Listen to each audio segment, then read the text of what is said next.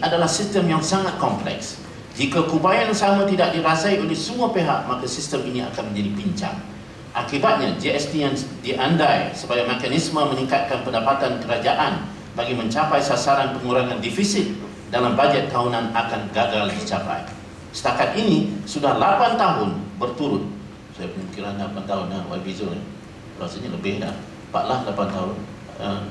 Sebelum Pak Lah, kemudian Pak Lah dimasuk Najib, still deficit kan. So it is more than 8 deficit. It's already 10 years. Yang saya sebut ni bila dia baca bajet 2005, maknanya dah 8 tahun deficit plus ini lagi berartinya 13 tahun deficit. Setakat ini sudah 8 tahun berturut kerajaan membentangkan bajet defisit, dan setiap kali menyasarkan pengurangan defisit berbanding KNK, ia gagal dicapai, malah defisit semakin membesar. Sehingga ini tidak ada pun satu roadmap berdasarkan jangka waktu yang jelas yang dapat dibentang oleh kerajaan untuk mencapai bajet yang seimbang. Sehingga ini nampaknya hanya negeri Kelantan, Selangor, Pulau Pinang sahaja yang mencapai bajet seimbang. Nah, ini saya sebut ini bukan nak kata ini objektif. Saya pun kata objektif. Ini anda kata mentang-mentang lah dia duduk dengan Mahfuz, jadi kita nak mentai. Jadi maksudnya pasal Mahfuz, saya sebut pasal Mahfuz, pasal Kedah tak dapat juga lagi. Tak dapat seimbang masa kita punya pendapatan tak setinggi. Yang ketujuh, satu persoalan lagi ialah sejauh mana GST dapat menyumbang kepada pengurangan bajet defisit negara. Sebab itu ada yang mencadangkan selain panel penyebakan sistem percukaian, ini yang saya cadangkan, di Parlimen sendiri harus mewujudkan sebuah jawatankuasa bebas mengenai reformasi percukaian. Ini penting kerana akhirnya ahli Parlimen lah yang akan melulus atau menolak sebarang perubahan sistem percukaian. Jawatankuasa ini boleh memberi input melalui kajian tersendiri untuk dipertimbangkan oleh sidang Parlimen. Jadi saya risau proses ini tidak lalui, dan banyak MP-MP kita ni pun tidak mampu untuk memahami isu ini, dan akhirnya kita akan luluskan ini tanpa dapat dibahas dengan baik. Yang ke-8, saya nak cepat sikit ya. Satu implikasi lain berbanding sistem cukai langsung direct tax kepada badan korporat dan individu ialah GST juga dilihat sebagai sistem percukaian yang regresif. Ini yang term yang sangat popular sekarang, iaitu semakin tinggi pendapatan individu atau korporat, semakin rendah bahagian dari pendapatan itu disalur kepada membayar cukai.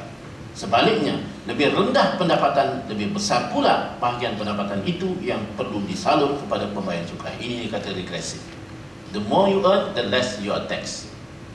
The less you earn, the more you are taxed. Ini dia panggil regresif. Inilah flaws, catatan yang paling besar pada GST.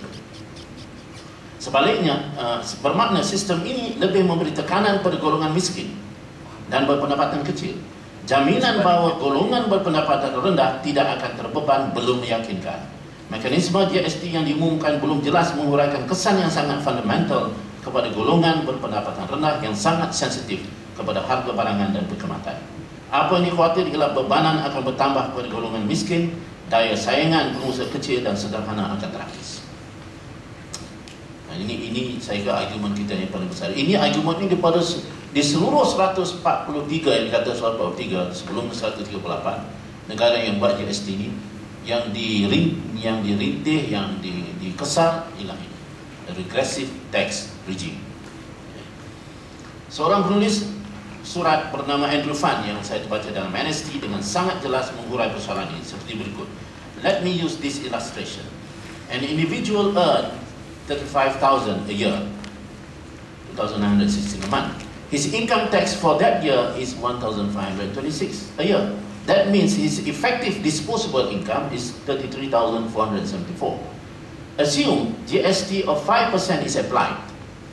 Everything this individual buys will be more expensive by 5%, causing his real disposable income to decline. And then 5% kali dengan 12, 105%. This means the GST cost to the individual in real term is 1,595. Given this scenario for an individual, the government's suggestion to lower the effective income tax rate to compensate for GST rings hollow. Even if income tax rates dropped to zero, it would not cover the GST cost. Jadi tuan-tuan, baca dia faham sendiri sudah. Ini dia punya calculation lah. I think it's good, very simple punya apa namanya ini ya. Berdasarkan pengiraan ini, GST yang akan dikenakan ke atas semua barangan dan perkhidmatan tidak memberi manfaat kepada mereka yang berpendapatan sederhana kerana ia mengurangkan daya membeli dan akibatnya menjejaskan kualiti hidup. Perkiraan di atas juga akan lebih parah bagi individu setelah diambil faktor rebate, pemotongan cukai pendapatan dan kadar cukai lebih rendah bagi mereka yang berpendapatan rendah. Akibatnya jurang pendapatan akan bertambah luas. Hanya 15% dari tenaga kerja di negara ini dikenakan cukai. Oleh itu pengurangan cukai pendapatan yang dinikmati oleh golongan yang berpendapatan tinggi dan bukan membantu golongan pendapatan rendah. Saya punya masa dah habis sebenarnya, tapi bagi saya ambil sikit lah, saya cepat. Yang ke-9, GST juga tidak baik untuk IKS. Kebanyakan IKS akan rugi dan hanya untung sedikit pada awal dia beroperasi. Jadi IKS tidak dikenakan cukai korporat atau maya cukai korporat yang rendah ketika ia mula beroperasi. Namun GST akan memberi kesan kepada pengusaha kecil bermula hari pertama beroperasi. Dari hari pertama lagi ia terpaksa mengenakan pelanggannya dengan charge yang lebih ke atas barangan dan perkhidmatannya. Akibatnya permintaan kepada barangan dan perkhidmatannya akan berkurangan. IKS juga akan berat. Because the first day of operation, dia beli saja raw material, dia kena dah. Jadi IKS akan lebih parah dalam sini. Bila dia cost itu terpaksa naik, dia kena transfer cost kepada consumer tidak akan beli, maka IKS yang akan sakit. Yang ke-10, dasar kerajaan untuk laksana GST juga dilihat untuk bermesra pada kaum korporat ataupun untuk terus business friendly. Namun strategi ini dilihat memindahkan beban cukai daripada lapisan kaya kepada rakyat biasa. Strategi ini sedang dilaksanakan, mula 4%, kita jangka akan naik ke 26%. Seperti yang dinyatakan dalam ucapan MP Sungai Siput Dr. Jayakumar Devaraj di Parlimen baru ini, beliau memetik daripada muka surat 9 Business News pada 29/10 tahun lepas. The goods and services tax will stabilize the government's finance in the long run, says Ernst & Young. One of his partners suggested that the strategy would be to start low and pull up the rate every few years. As in most countries with GST in place, a reduction in corporate and personal tax will follow suit, he said. GST yang dicadangkan ini memberi kuasa kepada Menteri Kewangan untuk menentukan kadar cukai mengikut pertimbangannya sendiri. Yang ke-11, GST juga dilihat boleh mengakibatkan kenaikan inflasi yang mendadak bila harga barangan akan naik akibat kos perniagaan bertambah. Dengan adanya input tax dan output tax yang dikenakan kepada sepanjang rantai pengeluaran barangan dan perkhidmatan, harga yang lebih tinggi terpaksa dibayar oleh pengguna. Sebarang pengurangan cukai pendapatan tidak dapat menampung kenaikan harga barangan dan perkhidmatan. Yang ke-12, walaupun GST dapat menjimatkan kos hingga 1.4 bilion kerana cukai ekspor dikurangkan kepada 4% dari 10% dan cukai profesional juga tidak perlu dibayar, akan tetapi pengekspor dan ahli perniagaan akan memindahkan cukai itu kepada pengguna yang akan mengakibatkan kerugian bagi golongan yang berpendapatan sederhana dan rendah. Yang terakhir, kami berpendapat, ini saya punya ini saya punya kajian.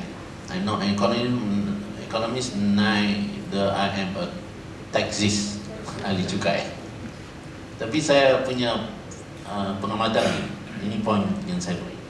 Kami berkata GST boleh mencetuskan apa yang dipanggil kegiatan ekonomi tersembunyi, underground economy. Ini kerana GST akan mewujudkan beban administratif ke atas kerajaan dan pengusaha. Soalnya, apakah ada sistem cukai yang kerajaan boleh mendapatkan perolehan yang sama tetapi akan lebih adil kepada pengguna dan peniaga kecil, tiada memeningkan pengusaha kecil dan menggalakkan kerajaan pusat dan negeri untuk bekerjasama dan menghargai